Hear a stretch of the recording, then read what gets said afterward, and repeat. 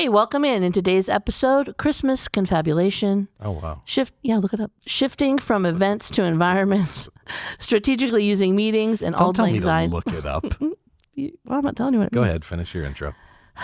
15 end-of-year questions. Okay. Happy December.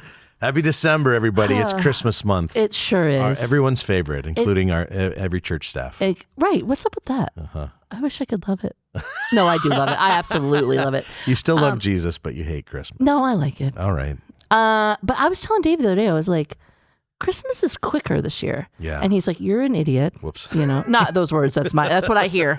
That's what I internally hear. He probably said, no. You want a podcast? Oh. Do Danielle's internal monologue. No. Like what people actually say and what you hear. That would be a phenomenal. Could we start a series of memes or something around that? Sure. Yeah. You wouldn't be shocked, but No. a lot of people would be shocked. But no, he was like, that's impossible. And I'm like, I understand. It's always the same. I get it. But like something happened. And I think it's because. What do you think it's because? Like November didn't start until a Sunday. It's the way the Sundays fall. Yeah, it's the way the Sunday. It's the weeks. It's the not the weeks. We have less date. We have less certain days. Something's going on. Because Derek, it's got to have to do with the moon. Okay, let's. Yeah. It's a vernal. Did you know we just had a beaver moon? It's got to be something with the moon. I can't even say what I want to say. That's the internal dialogue. And like, if we could just unlock that, Danielle, Yeah. I think there's money to be made. There's Here's what it followers was. to be had. I don't know how I still find myself sitting here with you. That was the internal thing. What happened? Where did my life go wrong? There you go.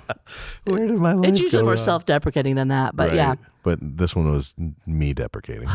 Well, that's my other go-to. It's either your fault or my fault. It goes in this order. You. Right? No, it goes Dave, you, Aaron. And then I usually get to the bottom of it. This is, yeah. By then. These are the ones that are not directed toward yourself. Correct. So it's either my fault, like Yeah. I'm a horrible human being. Which is 98% of the time. Then it goes Dave. Dave, then you, and then Aaron. It's got to be one of the three of you. Good to know. I like mean- it. I mean, I knew it, but just to name it is. I think it's healthy. It's healing. It is. Maybe In for the you. spirit of Christmas. Maybe for you. Yeah. Okay. Hold up. Wow. Yeah. All right. Well, that happened. Therapy session. All right. So back to our Christmas confabulation. So tell us what that means. So it's just a discussion. Okay. All right. So these are going to be like hot takes. So you just give me your hot takes on these subjects. Okay. We did a little bit of this last year, but Yeah. these are different ones. Okay. And we may have done this one. Is Die Hard a Christmas movie? Of course. I disagree. No, it is. Mainly because I've never seen it. What? I know. And people are like, oh, it's a Christmas movie. I'm like, get over it. Oh, it is. Yeah. Ugh. Yeah. All right. Mm-hmm. It's one of those ones where I'm like, I'm never going to watch it. I'm never going to think to watch it. Danielle, in the name of Bruce Willis and his failing health, like you need to just to honor. Yeah. Like he's an American hero. In the name of Bruce Willis and his failing health. I mean, he's. Yeah. All right. I'll think about it. This is the year. This is the year. All right. Okay. When is it acceptable to start playing Christmas music? December. Okay. I love that for you. Mm-hmm. But whenever you plan anything that has to do with Christmas at the scale as which we do, people are sending me stuff in like September. Yeah, like that's band true. people are like, no, what about this? yeah, that's you know? true. Yeah, And I'm not fully in. I'm a little insulated from all that. Yeah, but I have had our Christmas service thing on repeat in my car every once in a while, Okay. just because we have a special song that we're highlighting. Yeah. Is that what you're talking about? Yeah, well, I have the whole playlist the for the playlist. program, but yeah. Got it. But yeah, I wish, I know. I think Thanksgiving night, if I had my choice, I would probably start it then. Okay. Yeah. Like people playing games and stuff. Yeah, I just feel like in general, I'm probably reacting to in general, I feel like our society starts at way too early. Oh, so yeah. like the decorations, the Yeah. grocery store, and Yeah. blah, blah, blah, And the also, radio stations. I do think COVID messed that up a little bit because That's people true. had people. I mean, we've always been like that, but people Yeah. had a lot of time on their hands, Yeah. and Yeah, were I mean, decorating and doing all of them. that's true. The most. Mm-hmm. Well, okay. Along these same lines, when should Christmas lights come down? Oh, yeah, right on or around New Year. On or around New Year. Yeah. Okay, so good. we usually take it down pretty early, that either that week right after Christmas, or actually it's kind of like a New Year's Day or January 2nd or like one You're of those. not like too depressed? I mean, it doesn't is a little depress you? depressing. It's so sad. Yeah. It turns into this I feel like my house turns into like a concrete box. It's or shifted something. a little bit though. So we have a rule at our house. Yeah. We have a 3-hour rule. What does that mean? A 3-hour rule is that you set up whatever you can set up for Christmas in 3 hours. And anything that doesn't make it in that time frame, you're done. If that wasn't worth we the whole podcast series, I don't know what else would be. We That's started it good. like 5 years ago.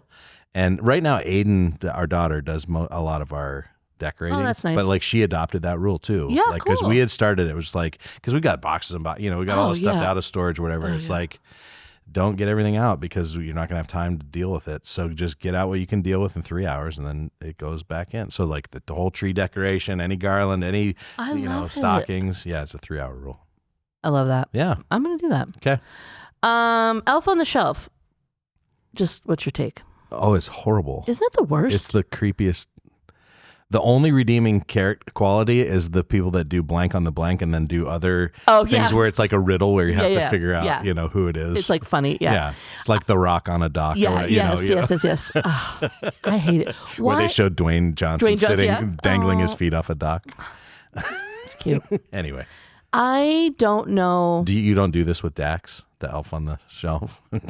I can barely do Christmas. Like I People don't who know are how only people do listening it. And can't multiple see your kids. Oh yeah, my face went all kinds of shapes.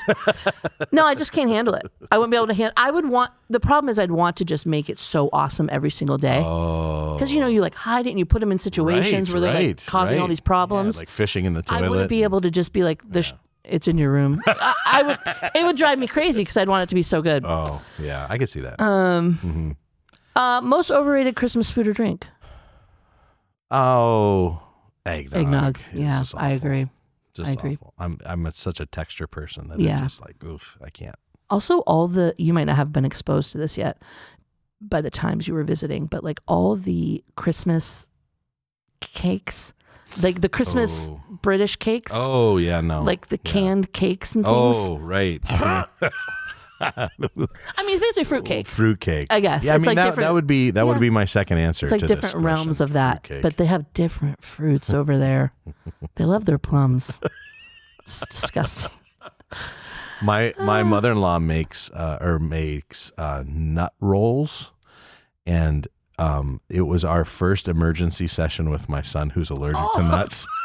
Who went down Deathly allergic. Went down to her house as a little child for just like a random thing. I forgot. And it was like the day after she made them and the oils still hanging in the air, sent us to the emergency room. Oh man. So nut rolls has a different kind of place in my rankings. Yes. That's just because of what I saw it did to my son. Oh, that random memory just popped up. One time I was at Chick-fil-A with Caleb and you. Oh. And we were sitting there and he goes, Yep. he literally does that and you're like, we have to go. Yep. Peanut oil. It was, in the air or whatever. Yeah. So weird, so scary. Yeah, really.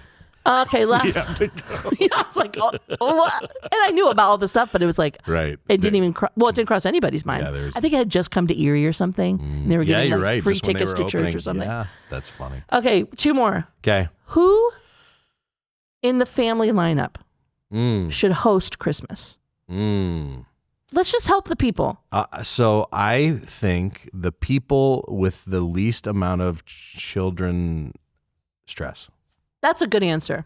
So like, I don't think you should put that responsibility on the person with the most children stress. Agreed. Unless it makes sense for them to not leave their Like infant or or they're just like, it's just going to be easier for us to host it. Yeah. And even in that case, I think the people who are not there bring the food.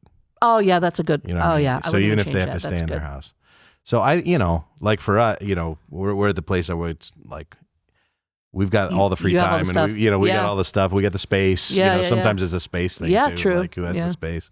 So, but like I just feel like as soon as somebody else is ready to step up and own it because it makes more sense. I don't know. That's how I that's great. it. Last one. Gift cards. Lazy? Yes. Lazy. It can be. Here's where we find ourselves. So if you're at the place where you and your siblings or you and your whatever are exchanging $50 gift cards to different places, like what are we doing? Here's the other thing. Can we end this on a spiritual note? Yeah. Oh, wow. I've got a spiritual an analogy for this. Okay, that I've used before. Okay. So unredeemed gift cards. Oh boy, I already know it. Go ahead. Go ahead. Unredeemed gift cards are a cottage industry. So $21 billion a year of gift cards go unredeemed or somewhere around there, thereabouts. Mm-hmm. Land. Listen, the promises of the Lord can go unredeemed in our life. Sure. And it is like a gift card that hasn't been cashed in. Wow. It's just really good. Save that for your news interview at Christmas. That's beautiful. And I just thought of a new game. Okay. That was. Have you seen that where people do like rapid fire? Like you take something out of a bag and you have to do like a preaching lesson, like a sermon on it. One of those feely ones. Right. Yeah, Let's do it. Let's do it. Okay. Well, thank you for confabulating with me. Yep. All right, let's move on. All right, so we are working through in our Reinventing Church segments 11 shifts every church must make to be effective in our current cultural reality. Dave Rhodes and Shane Stacey from Clarity House set us up every week. They've been so good. So they're just so good at synthesizing information. Right. Great. So this week we're talking about shifting from events to environments. Yep. And Shane is going to talk to us about that. Let's hear from Shane.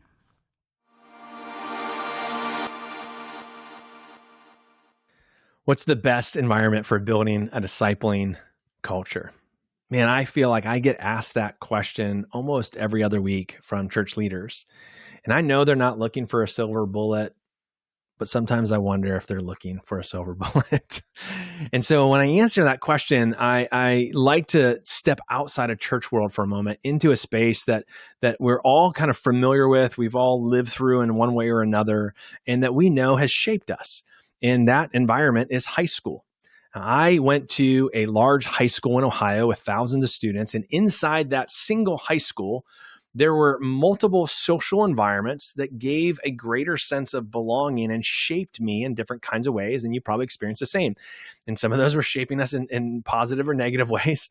But each of those different social environments also carried with them an unspoken kind of code. Now, think about it. There was pep rallies, right? And I don't know about you, but for me, with a large school, those pep rallies were designed to amp up school spirit. And we cheered for our beloved Bulldogs. And I'll tell you, especially during basketball season, which we were known for, that gymnasium was absolutely electric. Now, that was gathering of the whole school for those pep rallies. But then we had homeroom. And homeroom only happened about 3 times a week. And we would see a mix of friends and acquaintances and those around the fringe. And we were like anywhere from 30 to 40 people in our homeroom class. And then we had a midday, you'd be walking around with what? Your lunch tray, and you'd be looking for your lunch table. And hopefully you had a place where your friends were waiting for you and there was a space for you at the table and you shared jokes and stories and everyday life stuff. And if that didn't happen for you, I'm sorry, but I understand, right? That's just part of the high school experience on its best case, right? And then there was your bros or your BFFs, right? Adam, Charlie, Mike, and John. That's who it was for me. And those guys, man, I'm telling you, that's who I spent the most time with, both in planned spaces and unplanned spaces. Their lives just rubbed off on me and mine on theirs, for good or for bad. And those are the guys that over time, as we matured, that they could challenge me on things and I was more apt to respond to than anyone else. Now, I want you to picture for a moment, you're at one of those pep rallies in high school and you're celebrating and cheering for those Bulldogs or whatever your high school mascot was.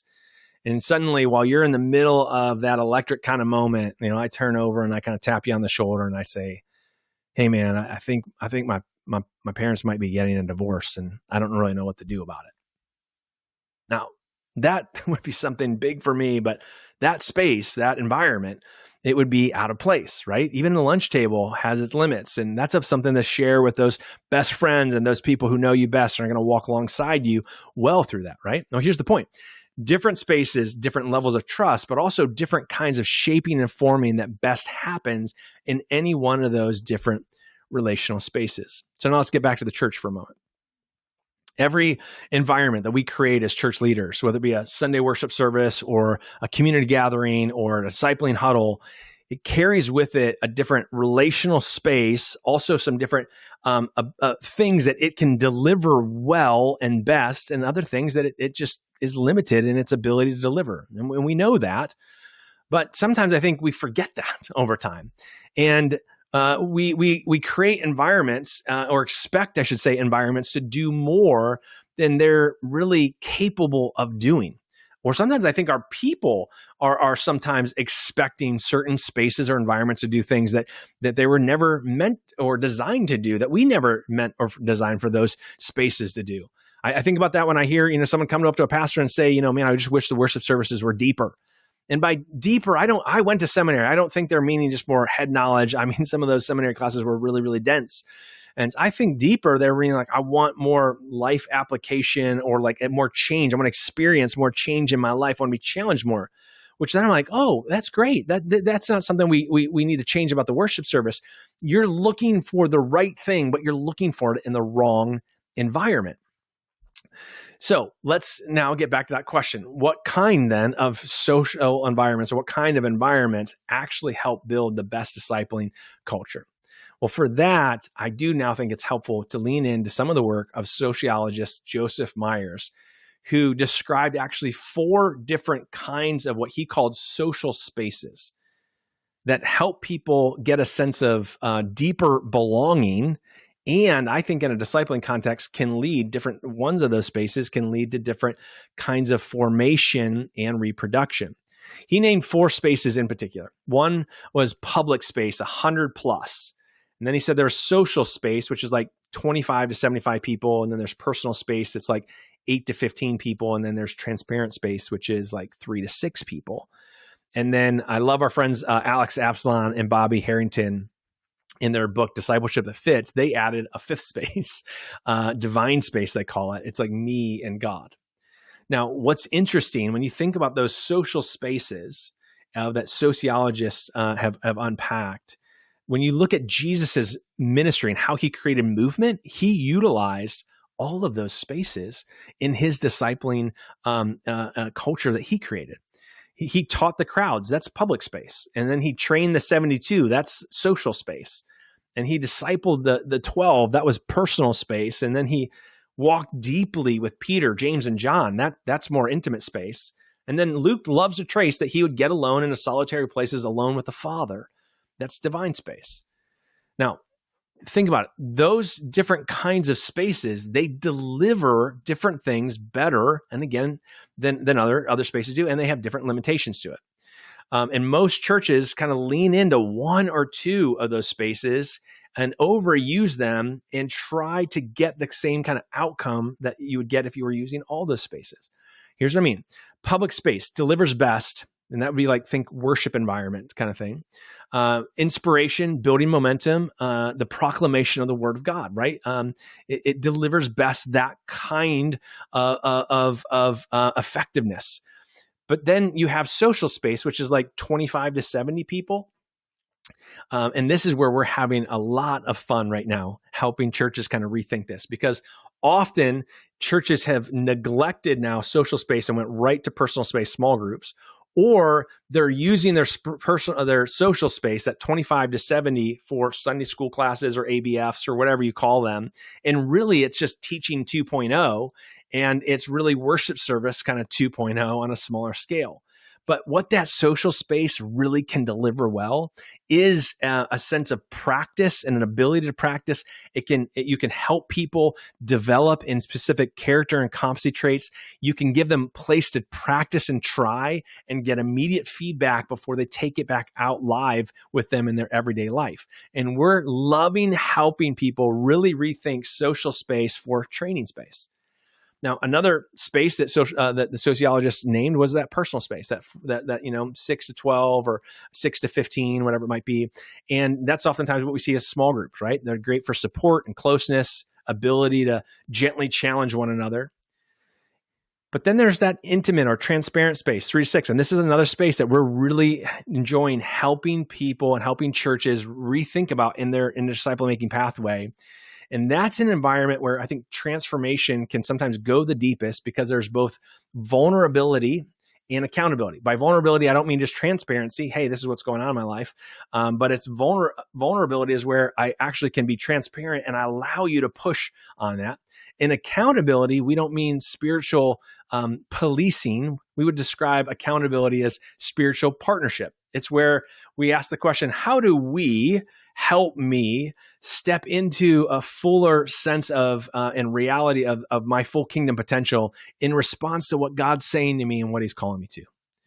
Most churches, as we said, we find use 1 or 2 of their spaces and try to use them over and over again, and even repeat those kind of spaces, public space. So we're doing a big outreach event, or hey, we're doing another big worship gathering, or we're going to, and they neglect some of the other key spaces that can be significantly helpful in a discipling culture.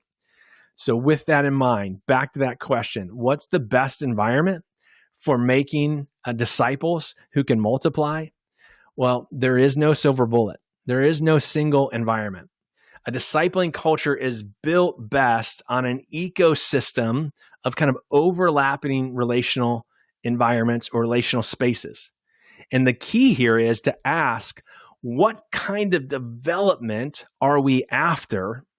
And when you've named that, then to apply to that or match with that, then the appropriate social space that will help you get to that desired outcome.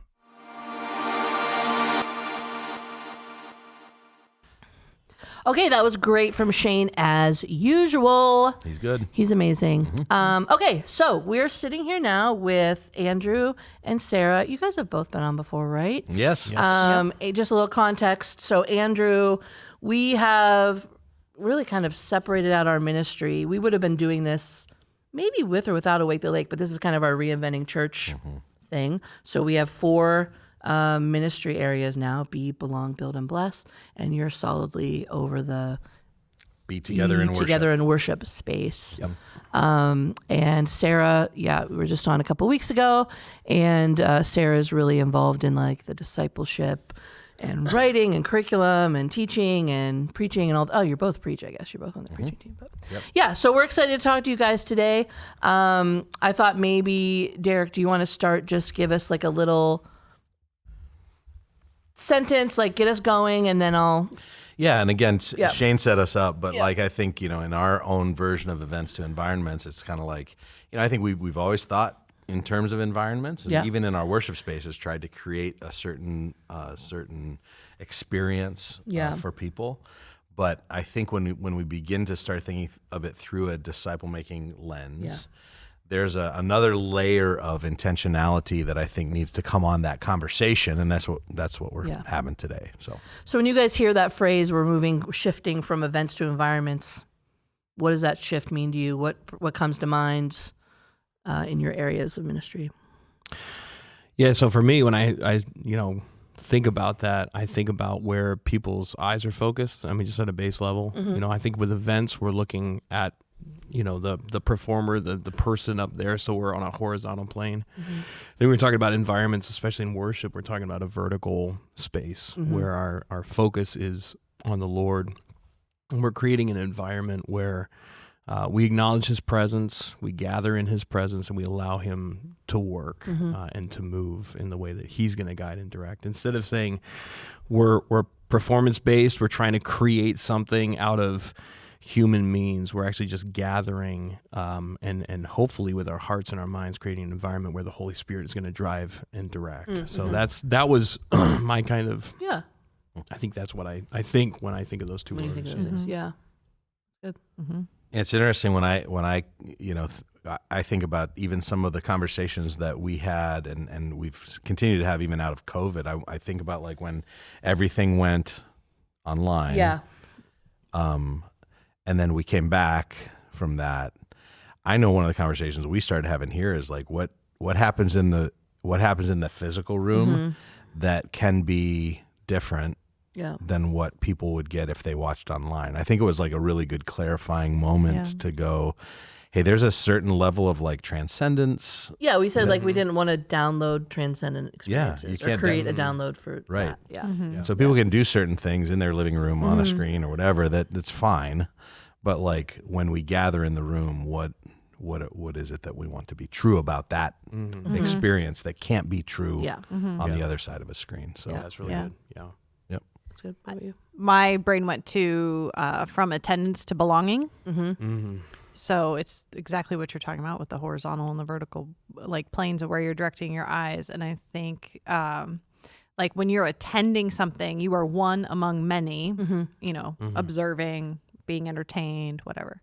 But when you belong to something, you are one of the many, you know, and so that's a whole different thing. And you talk about transcendence, like we can't get that in the living room the same that we can in worship service, nor can we get the immanence the same. And so I think both of those things, when you start looking away from the number and think about who belongs here and how are we embracing the belonging? Yeah, it's interesting to think about like what happens in different kinds of rooms. And so like big events can create big energy like that. And you know, we've even used language around here that there's certain things that can happen in a big room that can't happen in a small room. Right. And there's certain things that can happen in a small room that can't happen in a big room. And it's why this kind of temple courts and house to house thing that you know Acts talks about is, I think, an important model for the church. But Sarah, come to you, like what kinds of environments are you seeing that actually produce like lasting transformation versus just kind of the big, you know, we're inspired for a moment. So talk a little bit about environments, if you know, and the kinds of environments that we find ourselves in. Yeah, I think there's an and to it because we see Jesus move through all those spaces, and Shane just reminded us of that. And transformation happened in big crowds, and it happened, you know, like one-on-one as he, you know,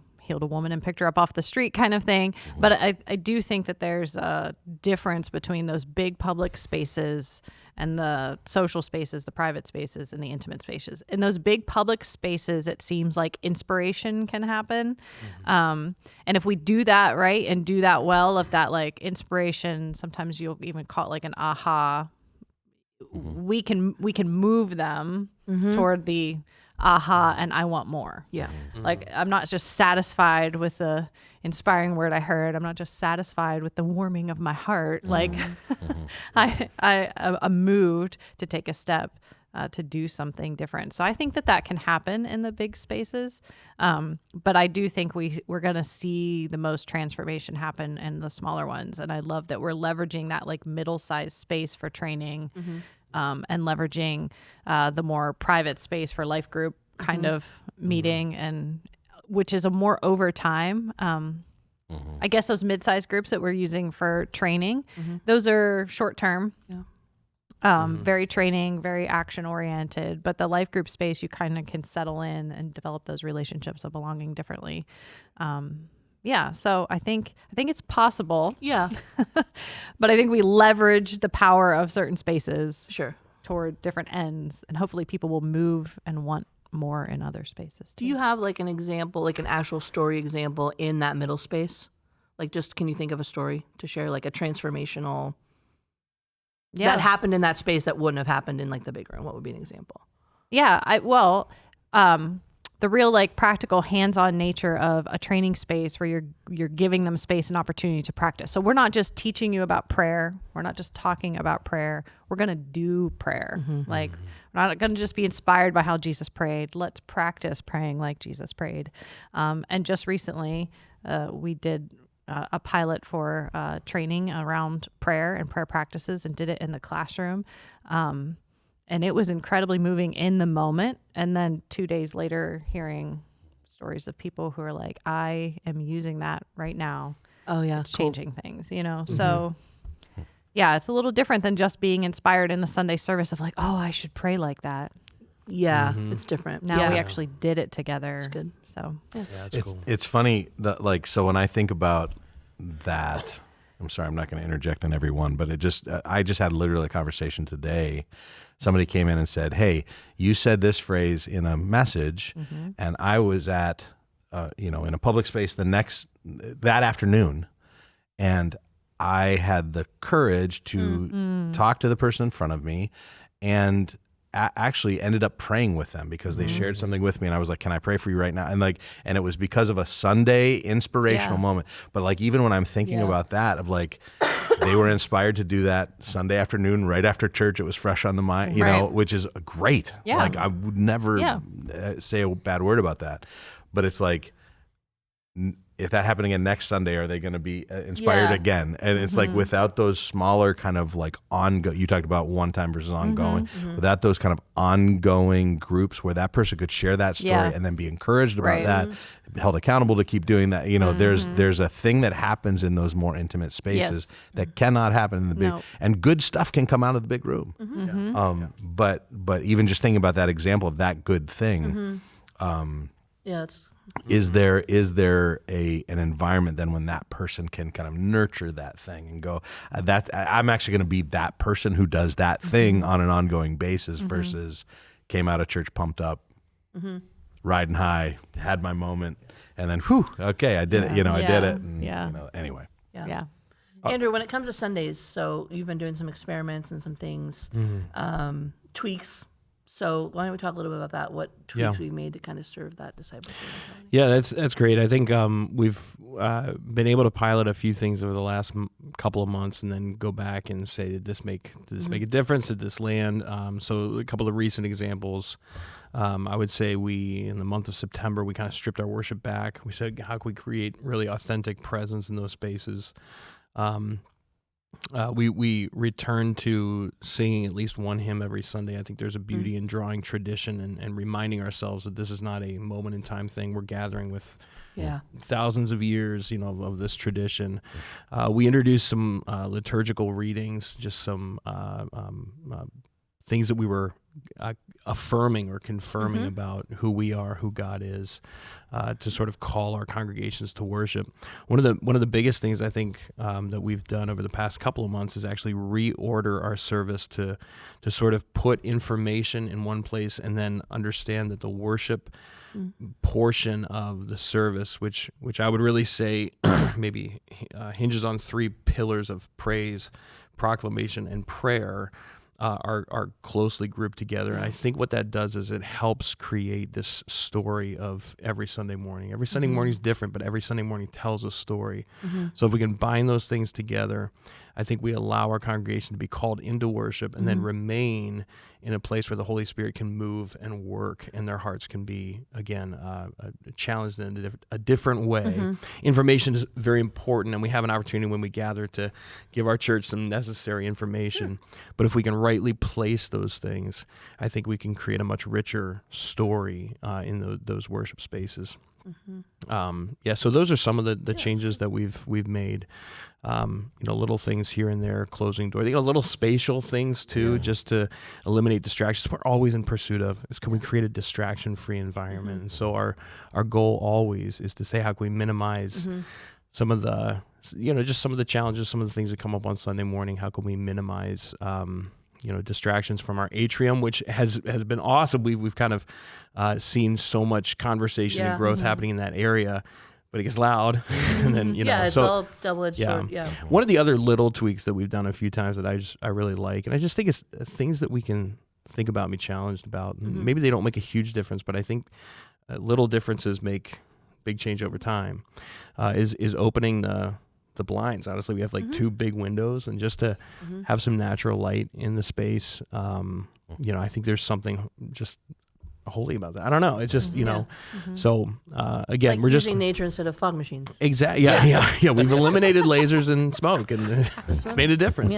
So, we never did we never had lasers and smoke. We never could afford that. So we would have. It wasn't spiritual reasons that we didn't. It was financial. Money. Just kidding. I'm totally kidding. It was intentional. It was intentional.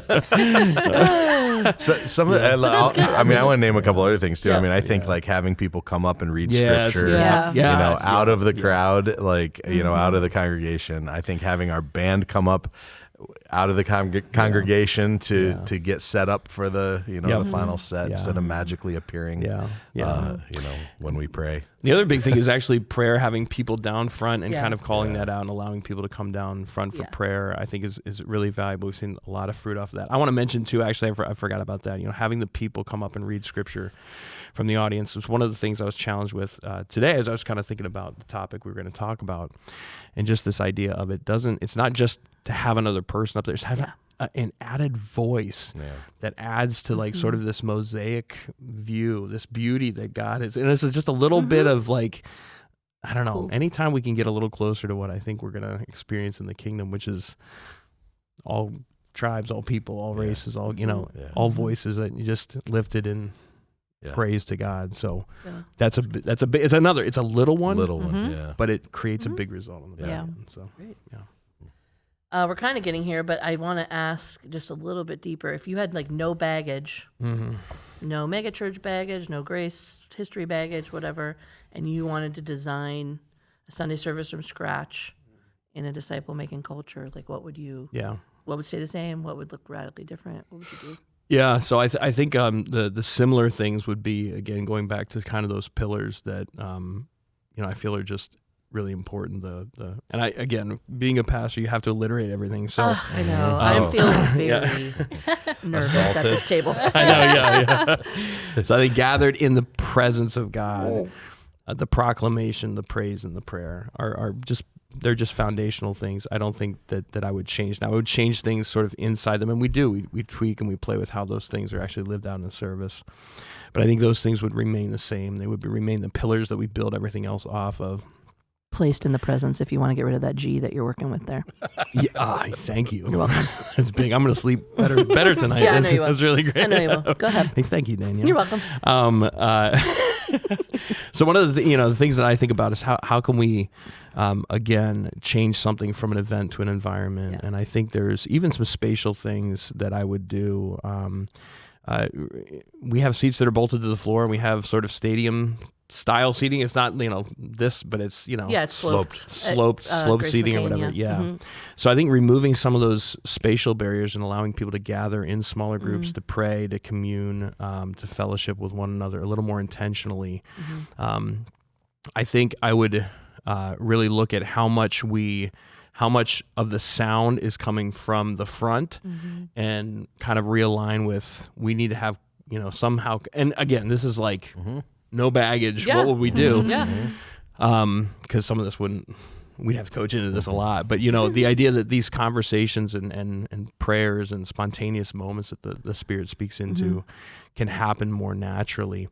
I think one of the things, and again, we have a fantastic, beautiful kids ministry at Grace, and wonderful people that steward that ministry well. But I love corporate gatherings where it's the whole family, and so being able to share with everybody in moments of worship and gathering, I think, is beautiful. I also think I would certainly look at how we celebrate the sacrament of baptism and communion.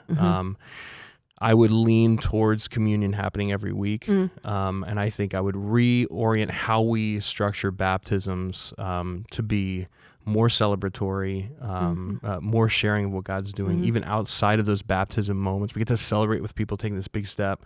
There's so many people in our congregations that have walked through the fire, that are ready to rededicate their lives to the Lord, that have salvation experience. So testimony, storytelling would have a central piece in that service. So I think, it's bringing, and we talk a lot about how we can sort of bring more authenticity all the time. We can be a little less production-y. That's the vision. It's hard to like pick all the pieces out and put it together. That's just the vision for it, though. Right. Is that we're gathering in a living room or around a dining room table rather than we're gathering in a sloped seated auditorium. Yeah. Which I love, by the way. But but that's the cool thing that we get to think about. And so those are that's some great. ideas. Yeah.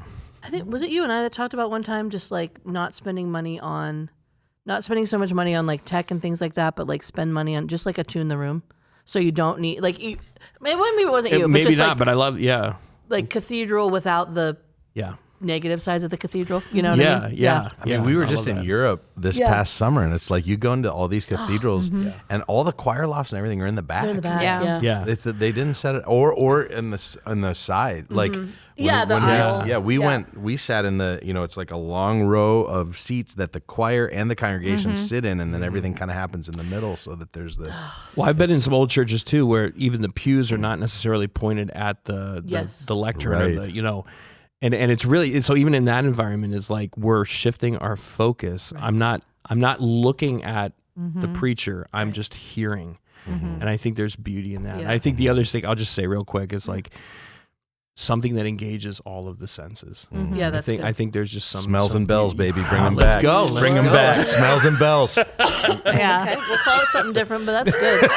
But that could be the shirt for the ministry team.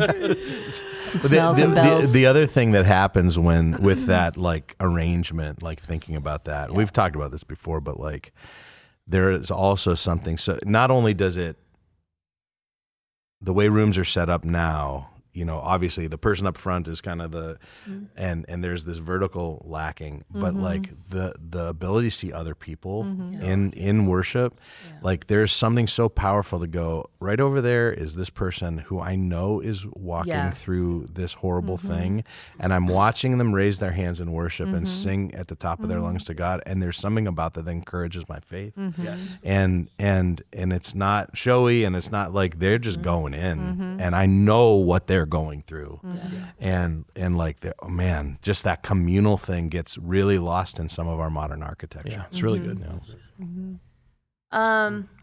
Sarah, so you've been shaping these environments like groups, trainings, things like that. Let's just talk a little bit about like what's working and what's not in those spaces as we're trying to help people. Yeah, that's a good question. Thank you. I wrote it and read it. I think some of the things that are working in those smaller environments, and from the like mid-size, what Shane would call the social space, down through the private and intimate spaces, I think are some principles I know that have come out. You guys have talked about these before, but when you allow people to speak personally, or we use the word like autobiographical. So if it's in a training, you start that way. If it's in a life group, there's like this connection time that is very like speak for yourself, remember a time, or whatever, that immediately engages the person who's there of like, oh, I have a voice, I have a place, I can speak to this thing. So I think that that's really important. I think the other thing that we're learning is to allow space and time for some sort of confession. So like in trainings, that's the, hey, what's holding you back from you want to be a friend, so why don't you go be a friend? Like those kinds of questions. In the life group, it's the pause. What's God's word saying to us about who he is and who we are, and how our lives not, reflecting that and having that time. I don't know. I don't know if it's in the American church thing or what, but confession is like a, Yeah, you got to get there. yeah, we want to be the victim of life being hard and busy, but to like confession is the acknowledgement that like, I'm a sinner in need of a savior, and what that is. So I think space for that has been really good and powerful. That we cannot minimize the importance of good questions. Yeah. Like good questions make all the difference. And I write questions all the time for groups. And as a life group leader, sometimes I'm like, who wrote this question? I know, you get in the moment, you're like, oh boy. Yeah. Yes. That's happened to me several times. Yeah. So I'm like, Yeah. well, that one does not work.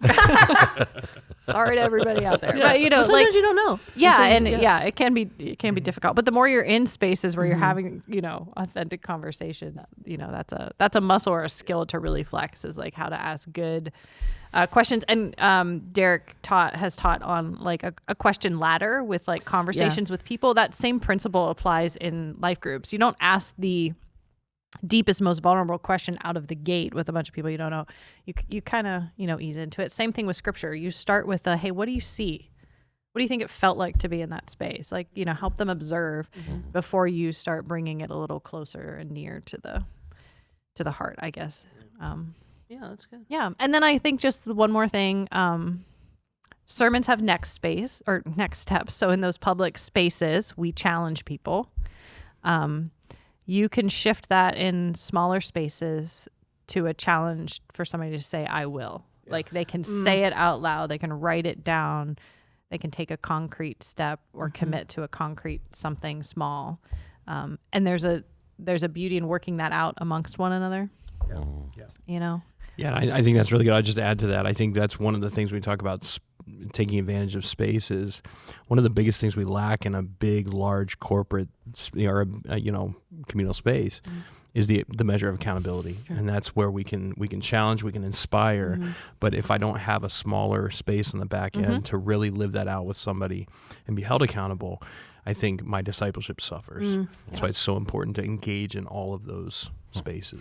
Yeah, I want to say two things about this, like from recent experiences. And so like one of them is just an encouragement that because I do feel like that turn to your neighbor and share that is such a powerful moment because you're having to say it out loud. So you can work it out in your head. Oh, here's why I struggle with being a friend. Here's what's holding me back from chair time or whatever it is. But then when there's this, hey, turn to your neighbor and share that thing, all of a sudden I'm breathing that thing into the atmosphere, and it takes on a new power of me calling it something. Yeah. So one of the encouraging things that happened recently is we've been doing like a little bit of a deeper theological, almost a lecture series at our Leadership Institute, and I had a moment in time this weekend as I watched that room from a couple of years ago when we started this. And again, all these college professors come in and do a great job of like this deep, incredible biblical knowledge. But all of them, because they're teachers, also do the, hey, turn to your neighbor and talk about this thing. And 2 years ago when this same professor, Solgi, did it, and I watched our room just be silent and awkward for 45 seconds. And like, you have them, the one person's like, well, what do you think? And it's like nobody knows what to do. I leave and go to the bathroom. Yeah, exactly. And me too. I'm an introvert. I don't love those. I don't love those. But to see this weekend, this past Saturday, he goes, turn to your neighbor and say, the room went, and then everybody was talking, and like watching our church almost grow in that was really in just like a little snapshot way was really amazing. And the other thing I was thinking about is you were talking in this introvert thing, because not everybody loves that. Especially not everybody loves that in big spaces. And big spaces, because you're violating this social. Yeah. Guys, Oh, there's a mower. We have lawn care. We have lawn care happening. In November. In November, somewhere. Yeah, hey, that's a win. What a blessing. What a blessing. High fives all around. High fives all around. Yeah. I just want to acknowledge that the worship center is probably not the place to do the turn to your neighbor stuff. I know some places do that and they've leaned into that. Yeah. Like it depends how big your room is. It does. But I think people walk into a big room like that not expecting that level of like intimate interaction. No. And when we violate that, we actually do something. And so the answer is just to not do it. Yeah. The answer is to create spaces where that can happen, because there's a lot of great transformation that happens. The other thing, interestingly, Diane recently did a training for us. Wow. And also, it sounds like they're mowing rocks. And it sounds like they're mowing the back of my chair. Sorry, I can't hear that. You probably can't hear it, and we're just freaking out. Yeah, they might not. Like, my car's parked right there. I know. We're going to go out what rocks are... You're all the dings. Diane recently did a training for our staff, and I don't know if anybody's ever said this before, but we were walking in and getting settled, and she said, hey, you guys, we're going to talk to your neighbor, so sit next to somebody you feel like you want to talk to today. Right. And it was like a joke. Right. But I was like, oh yeah. You're like right side. Because when I walked in, the room was like tables of 8, so my mind is like, oh, we're going to have like a group discussion, blah, blah, blah. But I realized, oh no, I'm sitting next to Shay. This is my person for this training. That's really good. So even just helping people understand what's going to happen when you walk in the room is huge, I think. Yeah, that's good. Yeah. And I think, real quick, I think that can live in any space. Yeah. For us to be able to be trainers and coaches in those spaces, but to understand the nuances of the space brings that space new life. 100%. Wherever it is. So Agreed. that's good. So we have the big audience for this podcast is ministry leaders of churches of all kinds of sizes. If you guys had any advice that you'd want to give other churches that want to move beyond just this event-based kind of attractional thing to more of a discipleship thing, but they don't know where to start, what's some advice you'd have? I think the usual is small groups. Is like the first, but I think based on what we've learned that I think the first should be that mid-size 25 to 75. So I'm imagining like, you know, I guess whatever size your church is, but even like for a smaller church, grab your elders, grab some staff, equip them, be like, hey, here's what we're teaching through next month. I'd love for us to each man a table. I'm going to craft some great questions. And we're just going to try this out, invite whoever would like to come, sit at tables and have conversation kind of in a guided way, like low,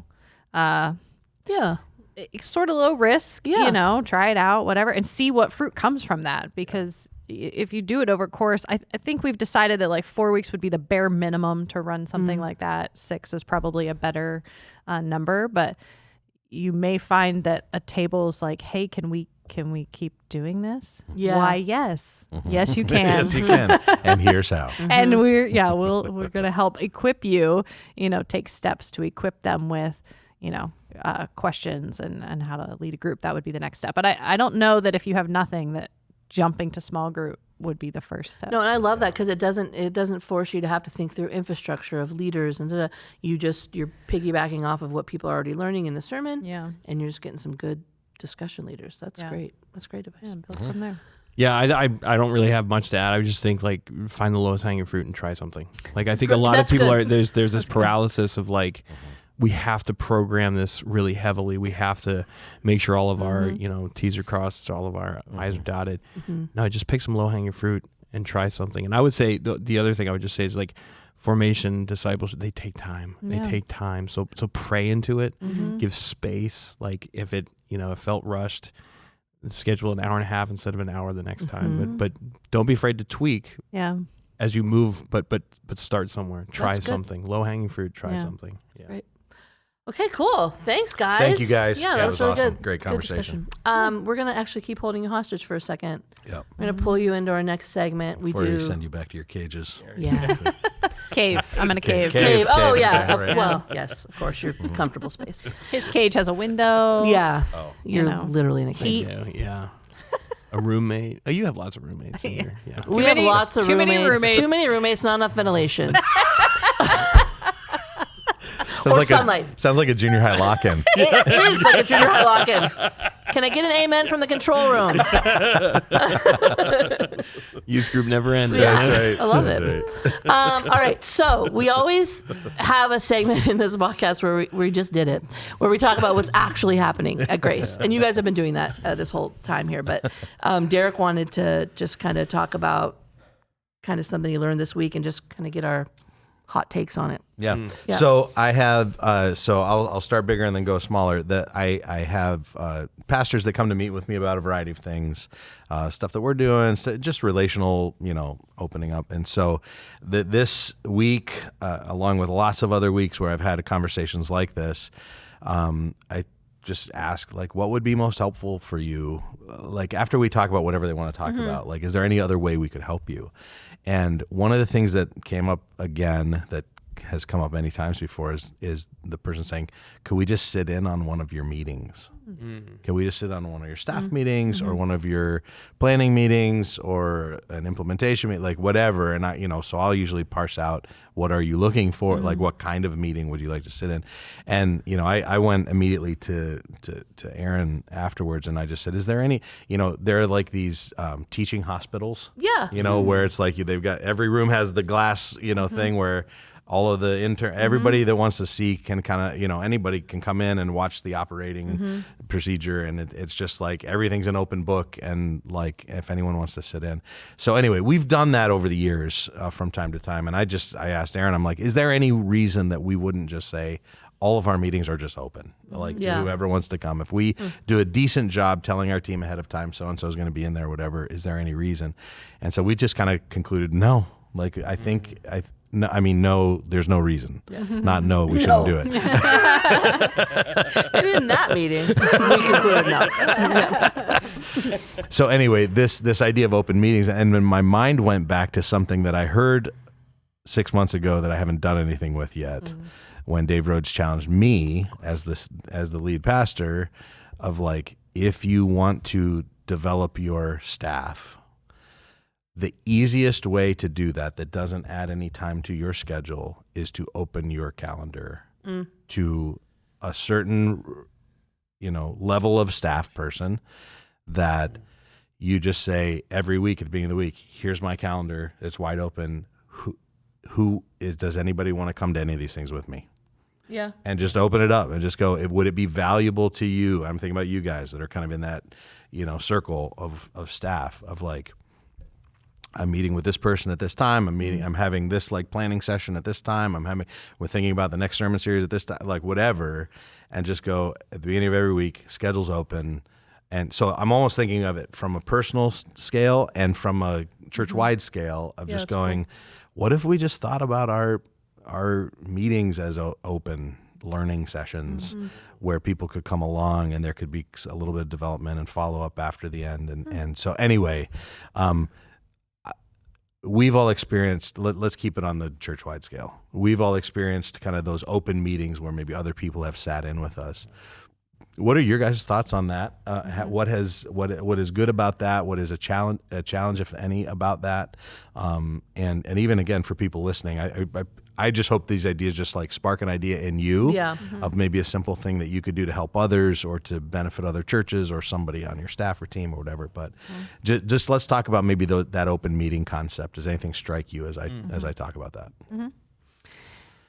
Yeah, I think when it has worked well is when we know what this meeting is about. Like this meeting has a clear purpose. There's an agenda. We are a generally pretty relaxed staff. Nobody's coming in like hyper crazy or anything. There's like a relaxed atmosphere, but everybody's clear about, the direction it's going, and it allows space for opening the meeting with just a quick like, hey, welcome so-and-so, here's what we do here. And you can say that quickly. You can say that quickly because and then you can move in and they, welcome to interject or ask a question as the meeting goes on. But I think, again, that happens best in those meetings that we understand why we're there and what we're doing, and so it doesn't feel threatening or awkward to have someone else in there. That's my first thought. Yeah. And I go to just the idea that we're all in ministry in the kingdom together, and in terms of like what we can provide for somebody that might want to sit in one of our meetings could be beneficial to them. It's also really good for us. It is huge. Yeah. Like we've got such a focus on what we're doing here at Grace, which is good. It's awesome. It's great work. Super glad to be a part of it. And these meetings we have, the dynamics we have, all of it is good. But man, we can learn and glean and be so true. So much better for inviting people, into our space, around our table, to learn from them, to be challenged, to be humbled by them in certain areas. So I think, again, if we there's mutual benefit, which I think that's why it's so valuable. It's like that outside eyes, right? Oh yeah. How often sudden, do we get this tunnel vision of like, well, we got to do it within these parameters, and then somebody says something like, "Oh, I never thought about that before." So I think it's sharpening. Agreed. It's on both ends. And even like it holds up a mirror even before they walk in the door. It holds up a mirror to you in your meeting because you're like, oh, outside observer. Yeah. Why are we here? What are we doing? Those kinds of things, and then like maybe we'll go off the rails less. Yeah. But we won't. I mean, but we won't. I'm not going to name any names or point any fingers, but Danielle's really rough at those. In case you're listening, everyone's pointing at Derek.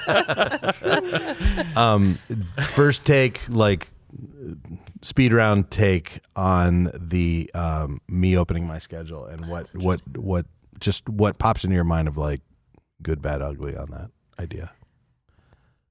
Bad would be I can go bad all day. I think bad would just be I think you said it though. You need to decide what's the group. What's the development group? Sure. It can't be everybody. Right. Okay, because that's all. Because there's too many of us. Yeah. But other people could do it for other people. Yeah. It doesn't have to just be No, you. that exactly. But it could be a cool model. Yeah. Yeah. I think you'd be surprised at what some people are interested in. Agreed.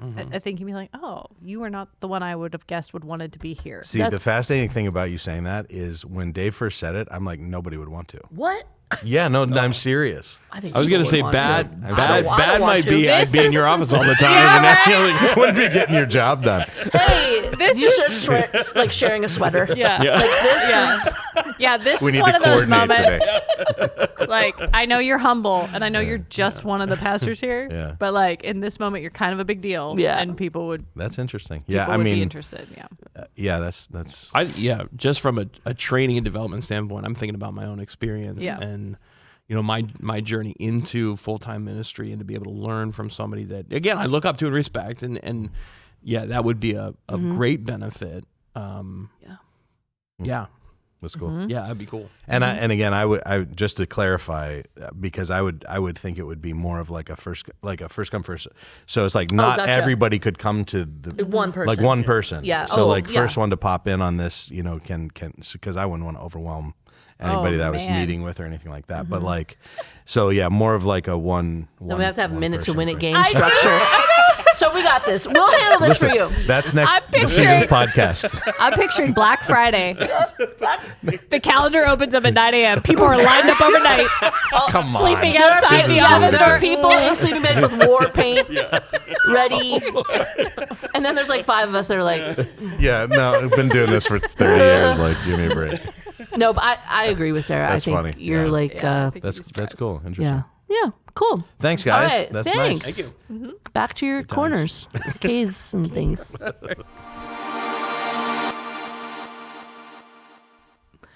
Okay, so we let them back into their cages. Yeah, and here we are. Here we again, are, the two of us. just finishing it up. So let's talk about tips and tools. Just with the new year coming, I feel like this is a really good one. So So we're just entering December here, and I think people start to think not only about Christmas, but there's the turning of the page, of the calendar. Totally. And one of the practices I've worked into my life for a long time is usually between Christmas and New Year. Sometime I take a moment to look back, look ahead a little bit, and I found it to be a really helpful practice. I think it's like everybody lives their life, not everybody interprets it, and so we all are aware of the passing of time. But I think one of the things that separates people that that are kind of pushing the ball forward a little bit is that they're taking inventory at certain times, going what worked, what didn't, what should I do going forward. And so I just think this time of year is just a great time to do that. And so I've used different tools and resources over the years. Last year I created one that I actually shared, and I'm just going to share the same one this year, but put a little bit of different texture around it, because I do think that it and it's just 15 questions of examine and this practice of examine is an actually ancient Christian practice. It came from Saint Ignatius of Loyola, and it was just kind of to pay attention to the movements of God in your ordinary life. It's normally, and we've got tools around this too, it's normally like a nightly practice that you look back at your day, say, where was God moving? Where did I join him? Did I ignore him? And so it's a confessional, and it's just a way to examine your day. So I've kind of reclaimed that Christian tradition and said, let's use that same spirit in an annual way. And By the way, before we do the annual thing, sorry not to derail you. No, you're fine. I just read a thing recently, and I guess I knew this, but if you do practices like this, and it was framed around kids, but like I'm sure everybody, like if you ask a kid like what was the brightest part of your day, kind of a thing, if humans go to bed thinking about those things, it literally does something to like your neural pathways, where you start to like if you want to work on gratitude.